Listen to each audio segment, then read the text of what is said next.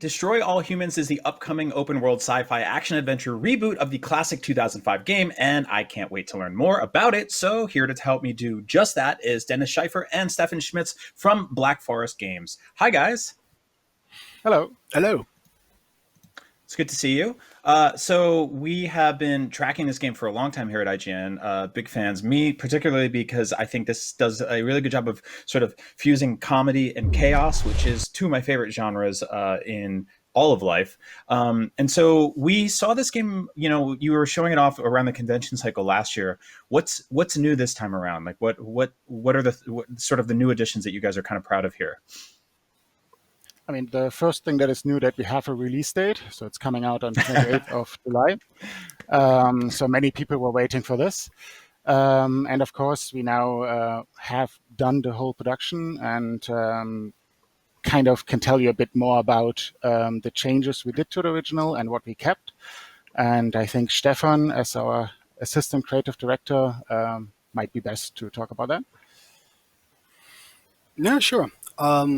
Largely the development since we showed it off last time, I think it was at E3 last year, was that we applied a very strong level of polish to everything. The VFX look more crisp right now. The gameplay was now smoothed. We took actually some feedback that we got from earlier interviews and from fans when we showed off a few things in our trailers, and improved a bit on our PK system. It's now really fun to just toss around things and make them exactly land where you want them to land. Also, a few of the additions that are very apparent is, for example, how we let the synergies between weapons and psi abilities work together. For example, with the Iron Detonator, Crypto's signature grenade-throwing weapon was an extremely nice detonation and disintegration factor to it. If you toss a grenade, if you shoot a grenade with that thing, and you pick it immediately up with PK afterwards, you can basically fling it and toss it like a dart, or it feels more like a rocket launcher when you use PK on it. So essentially, you turn one weapon into two different weapons by just trying out to fiddle around with your psychokinetic abilities around it. So that's a big part of this, is sort of combining systems to create mayhem. And they make there's a lot of open world games where you are rebuilding things or bringing people together, doing objectives that are sort of a little bit more peaceful. This is obviously just about destruction. It's literally in the title of the game. So how is it to sort of nail that feeling of just pure mayhem? Like what's the most important thing to get right when you want players to really get in there and just wreck shop? I think, yeah, you go ahead, Dennis. Yeah, so I think one of our biggest focus was the controls of the game. We wanted the player to always feel in control and to always know what he has to do to achieve the kind of destruction he wants to achieve. So we spent a lot of time optimizing and then looking also at later installments of the original games, how they already found solutions for control, let's say issues or criticism that people had for the first game. So we took all into consideration and to really focus on smooth controls and a fluid gameplay. So that was Now, like in terms of traversal, I think what I really dig about this game that's super cool to me is the sort of the platforming feel of it. It's, it almost feels grounded in traditional platformers, which obviously the original game kind of came out right at the tail end of that kind of renaissance of 3D platforming games. Tell me a little about traversal, because we're obviously seeing, jetpacking, double jumping. It looks like almost rocket shoes. Like there's a lot of really cool ways to get around in this game. Yeah, what we were looking at when we started the development of the game is we were looking not only at Destroy All Humans 1, but also the whole series as a whole. And one thing that was very apparent to us when we looked at Destroy All Humans 1 and 2 is essentially this power fantasy of being that the alien invader, and how much much fun it is to essentially domineer your foes with these fun powers. And we had the feeling to actually build up upon them, make the jetpack, which is one of the most signature things, feel fast, powerful, and really cool to use. As you can see here right now in the example, all this zipping around, which you then can switch into a focus mode when you play with a gamepad to essentially sail around enemies. It makes it feel really fast paced, but you're totally in control about that. And to play on top of that and put it into a modern sense, in a modern setting of modes of locomotion and transportation, we added an additional dash, which is also doubling as an evasive ability if you're under fire, and the skate ability, which is an upgrade you can simply attach to crypto and go like skating on this kind of psi hover cushion while you either enjoy the view or try to get fast from A to B.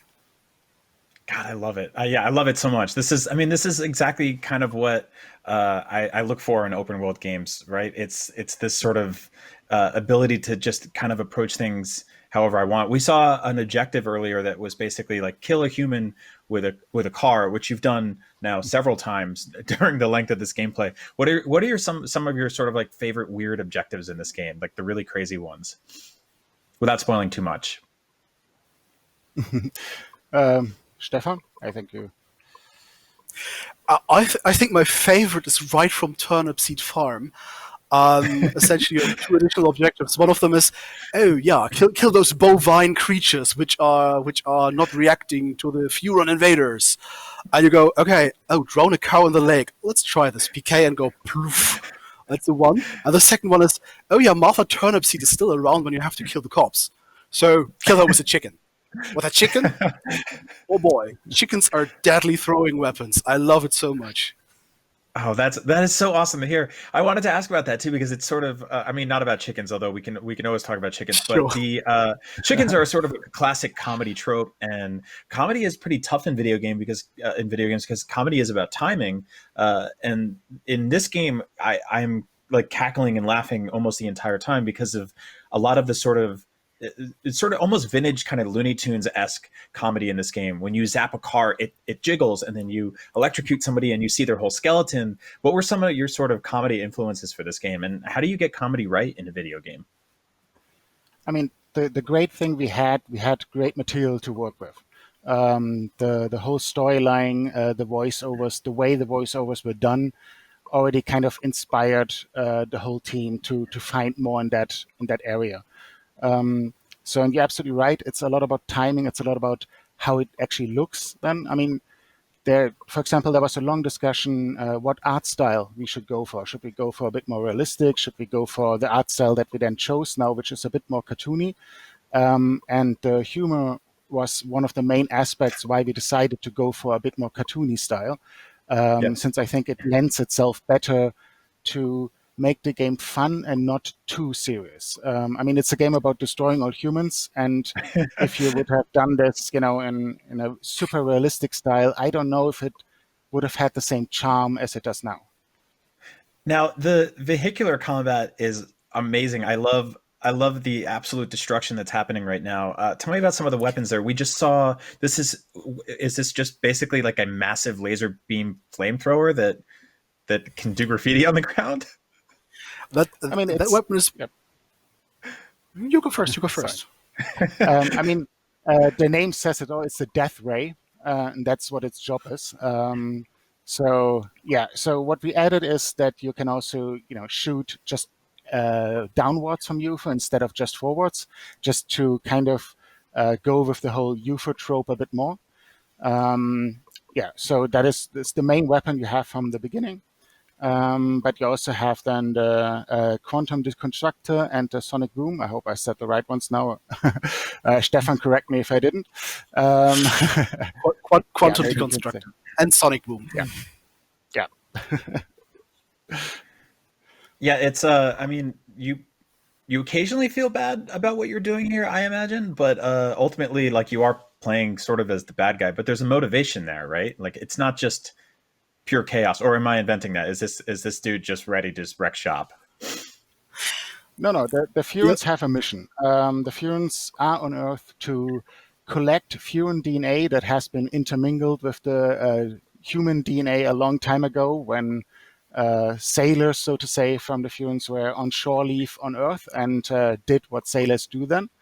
And so the Furen race, as they only as they clone themselves, and this degrades their DNA. They're at the point where their DNA is not strong enough anymore, so they need this fresh, old kind of Furen DNA, and that's their mission. That's the main reason why they're on Earth. Yeah, I love So that. you're Also, actually while saving a race. Oh, no, that's great. While you're saving a race while you're destroying sort of like a classic donut shop, which I like. I was wondering how that building particularly would explode, and seeing the donut just soar into the air and land back in the fire is just like, it warms my heart. I mean, it breaks my heart too because I love donuts, but how much fun are you guys having just sort of deciding how you want things to explode, and the physics in which certain parts break off and things burst into flames and stuff like that, because it seems like you're having a blast.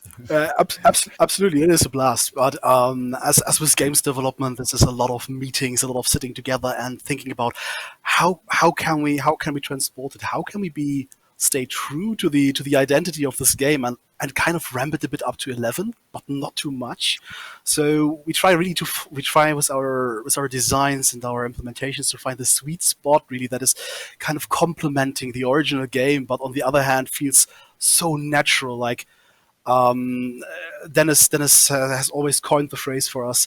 We're not making a remake of the original game. We're making a remake of the memories players have of that game. And I think we did a great job with that. So one really important aspect to get the humor right in the game is to actually give the animators and the technical artists the freedom to look to make choices and to see how they can actually infuse humor in the work they're doing at that moment. And that was one really important thing that we made sure our team had. No, I love it. No, thank you guys so much. I think this is the kind of game the world needs right now. It's a little bit of chaos that we can actually take control of ourselves. All right, thanks so much. We look forward to hearing more about Destroy All Humans in the future.